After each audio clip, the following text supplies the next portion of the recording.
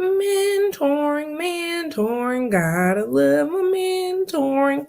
Oh, hey, how was my mentoring, you ask? It was fabulous.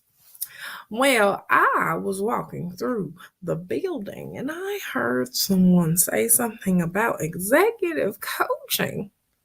I just learned about mentoring and I was like, what in the world now is executive coaching? Dun, dun, dun, dun. Did someone say executive coaching? Well, don't mind if I do. Me and my associate, Miss Magnan, will tell you a little bit about executive coaching, Barry, and I'm sure you won't be disappointed. Hi again. My name is Rochelle Magnan, and with the help of Mr. Coach, we would like to talk to you a little bit about what we learned about executive coaching. So, what is executive coaching? By my definition, I would say that executive coaching is a structured short term process where a coach and coachee work together to meet a goal or goals. The coach uses critical questions to provoke the coachee to develop solutions independently. They work together to develop realistic goals and consider the pathway of least resistance on how to achieve them. This can be done in multiple ways, whether it's through a structured sort of programs such as the GROW method or a 360 method. Executive coaching takes place in where you're finding solutions together through using critical questions to think about what can you do differently to meet your goal. There are some components of executive coaching that I find very important to know that make them different from what people may consider as regular coaching, different from mentoring and or self-mentoring. And that is coaching is very time specific.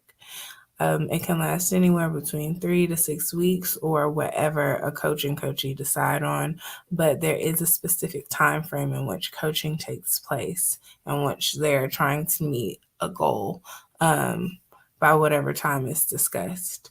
It is also very structured. As mentioned in the previous slide, there should be conversation about times, how many coaching sessions, what kind of questions will be discussed inside of a coaching session, and how they're going to go about meeting their goal. And with that structure, that can be, as mentioned before, through like the GROW method or any other method that the coach sees fit to meet whatever the coachee's personal or professional needs are.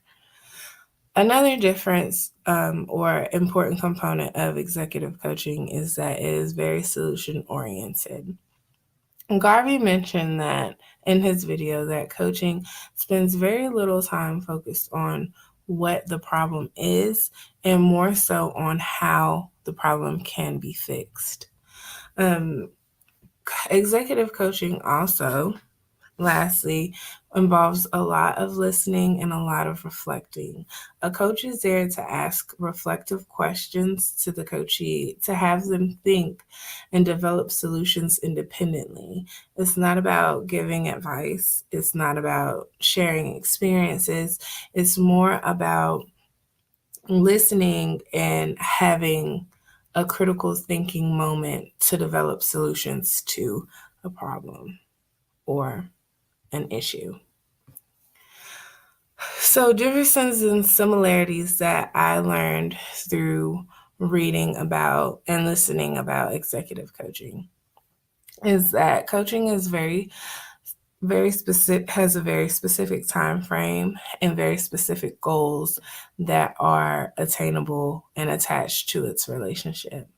And unlike mentoring, it's not about sharing stories. It's more about the reflective questions that impact development and performance change, and working together in that coachee and coach relationship to develop a solution that is very specified, time specific, and that can allow coaches to think about ways that they may not have explored in order to reach whatever goal it is they're trying to achieve.